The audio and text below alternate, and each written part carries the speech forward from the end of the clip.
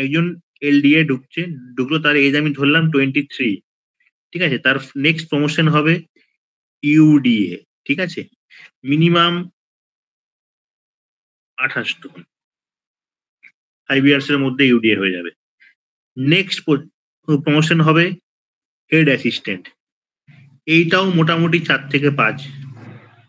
Next promotion হবে এএও বা এও, ঠিক আছে? এদের মধ্যে এই দুটো মোটামুটি সেম, ঠিক আছে? এই দুটো মোটামুটি মোরলেস সেম, ঠিক আছে? নেক্সট পোস্টিং হবে অ্যাসিস্ট্যান্ট সেক্রেটারি।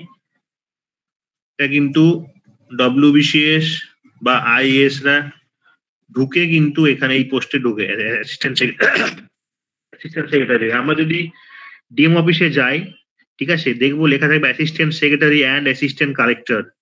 যারা ট্রেনি আইএএস তাদেরকে বলা হয় assistant secretary and assistant collector, ঠিক আছে? অ্যাসিস্ট্যান্ট সেক্রেটারি, দেন ডেপুটি সেক্রেটারি, ঠিক আছে? এগুলো কিন্তু আমি একটাও গল্প বলছি না, ঠিক আছে? ডেপুটি সেক্রেটারি মোটামুটি যার এজ 30 সেও কিন্তু ডেপুটি সেক্রেটারি হবেই হবে, ঠিক আছে?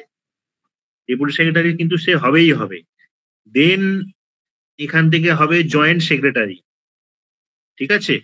রিসেন্ট আমাদের মুখ্যমন্ত্রী অ্যাডিশনাল সেক্রেটারি এই পোস্টের জন্য 10টা সিট করে দিয়েছে ফিক্সড ফর এলডিএ, ঠিক আছে? এটা কিন্তু যে ছেলেটা ডব্লিউবিসিএস দিয়ে ঢুকছে 30 এর আশেপাশে বা 32 বা 33 তে, সে কিন্তু অ্যাডিশনাল সেক্রেটারি পোস্টে আসাটা খুব চাপ হয়ে যাবে, ঠিক আছে? নাও হতে আমি মানে অ্যাজ অফ নাও এখন হিসেবে বলছি, সে অ্যাডিশনাল সেক্রেটারি সে নাও হতে পারে, তার চান্স কিন্তু নেই।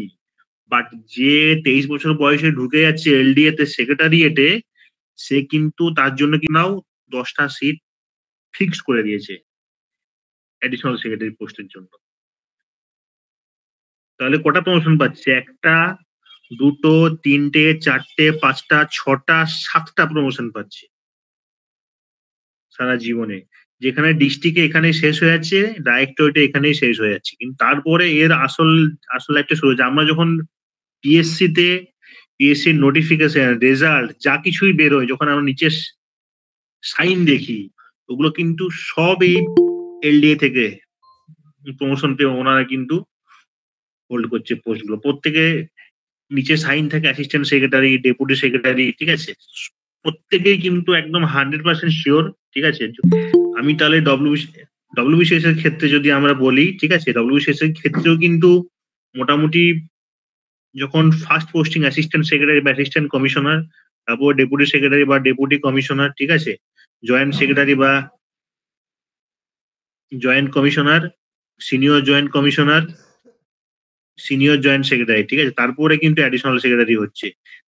যার এজ আমি ধরছি 34, সে ডব্লিউবিসিএস পাস করছে, সে কিন্তু অ্যাডিশনাল সেক্রেটারি আসাটা খুব টাফ হয়ে যাবে তার পক্ষে, বোঝা গেল?